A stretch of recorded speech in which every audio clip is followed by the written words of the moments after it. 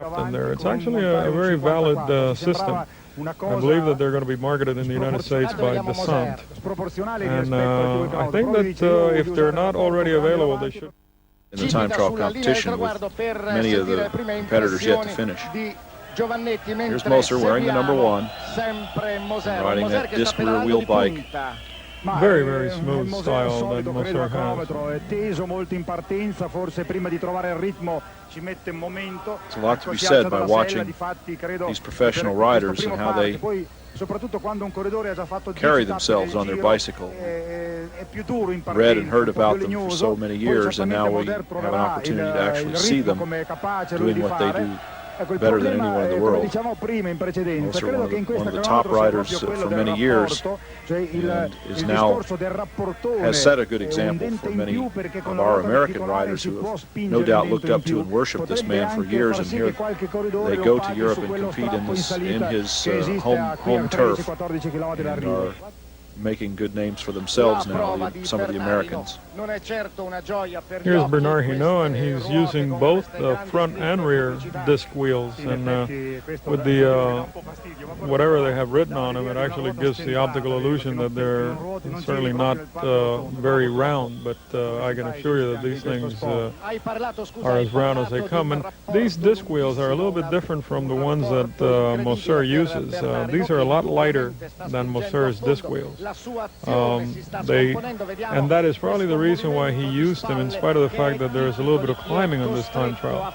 Because I know that climbing with those disc wheels is extremely, extremely difficult. I have ridden them several times, and once you get momentum going, they're very, very effective. But to climb with them is an additional weight that you definitely don't need, particularly in something that turns, where you actually would like to save weight in any kind of climbing situation. A race of truth. Bernard Hinault, certainly another of the great time trialists. He has earned himself victories, many say, by virtue of his time trialing ability, and now the overall leader in the pink jersey, and he will do his bit to defend that jersey with an individual effort against the clock. He is the last rider, and the reason why is because on the stage races, on time trials, they start in reverse order as the general classification. So Hinault was the previous rider, and now Vicentini is the one that takes it in. Now this can be good and it can be bad, Brian, because sometimes you have weather conditions changing from the beginning to the end. There are so many riders, 150 riders. You probably have them starting here at least in minute and a half intervals. We're talking about earned a victory in this particular stage. The technique of going in reverse general classification order is also twofold.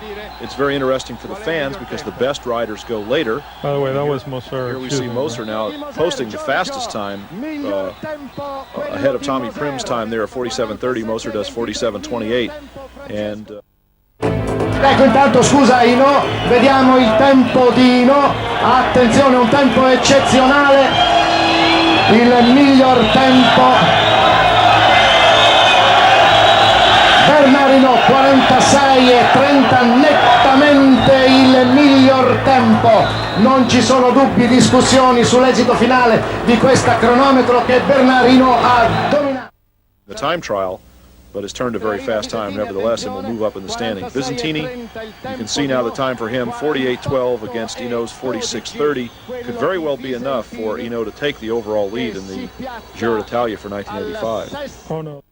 Actually have then Moser moved into second position, and Le Mans moved into third. I think Vicentini has been relegated to fifth or sixth. Here is Hinault donning the pink jersey. The Maglia Rosa. Bernard Hinault will be the race leader now in the 68th Giro d'Italia, and will be